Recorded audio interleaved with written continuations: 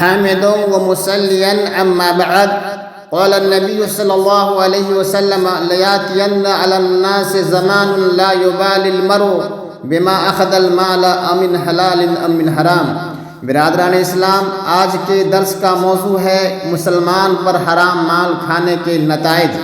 دوستو، اللہ کے رسول صلی اللہ علیہ وسلم نے فرمایا لوگوں پر ایک ایسا زمانہ آئے گا کہ لوگوں کو یہ پرواہ نہ ہوگی کہ مال کہاں سے کمائے، حلال طریقے سے یا حرام طریقے سے۔ دوسری حدیث میں اللہ کے نبی نے فرمایا بغیر پاکی کے نماز قبول نہیں ہوتی اور نہ دھوکے کا صدقہ قبول ہوتی ہے۔ شیخ الاسلام ابن تیمیہ فرماتے ہیں بلکہ جو شخص حرام چیزوں میں سے خرچ کرتا ہے تو اللہ اس کی مذمت کرتا ہے اور اس وجہ سے دنیا اور آخرت میں وہ سزا کا مستحق ہوتا ہے۔ اور حضرت عبداللہ بن عباس کہتے ہیں اللہ اس شخص کی نماز قبول نہیں کرتا جس کے پیٹ میں حرام کا مال ہو جب تک وہ اس سے توبہ نہ کر لے۔ اور سفیان ثوری فرماتے ہیں جو شخص حرام مالوں میں سے اطاعت الہی میں خرچ کرتا ہے تو وہ اس شخص کی طرح ہے جس نے اپنے کپڑے کو پیشاب سے دھویا جبکہ کپڑا پانی کے علاوہ پاک نہیں ہوتا اور حلال کے علاوہ کوئی چیز گناہ کا کفارہ نہیں بنتی، تو پھر حرام کھانے والے کا کوئی عمل کیسے قبول ہوگا یا اس کی دعا آسمان پر کیسے پہنچیں گی اور کیسے سنی جائے گی؟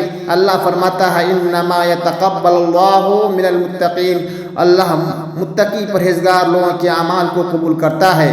امام غزالی رحمۃ اللہ علیہ فرماتے ہیں کہ حرام کھانے سے تمام عبادات ضائع ہو جاتے ہیں اور حلال اور جائز کھانا تمام عبادت کی اساس و بنیاد ہے۔ اللہ کے نبی نے فرمایا لا يدخل الجنت جسد غذی بحرام، وہ جسم جنت میں نہیں جا سکتا جس کی پرورش حرام مال سے ہو۔ حرام مال کھانے کے انجام کیا ہیں؟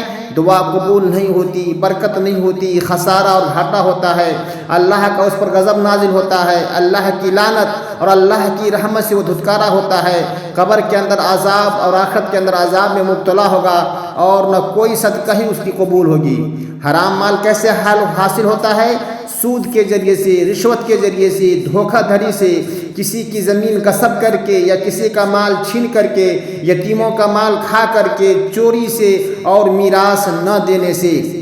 عام طور پر معاشرے کے اندر لوگوں پر مصیبتیں نازل ہوتی ہیں، لوگوں کے دلوں میں بگاڑ پیدا ہوتا ہے، اطاعت و بندگی کی حلاوت سے وہ محروم ہوتا ہے، گناہ کے کاموں میں نڈر بن جاتا ہے۔ اللہ تبارک و تعالی ہم تمام لوگوں کو اس کبھی امر سے بچائے، آمین و صلی اللہ علیہ النبی۔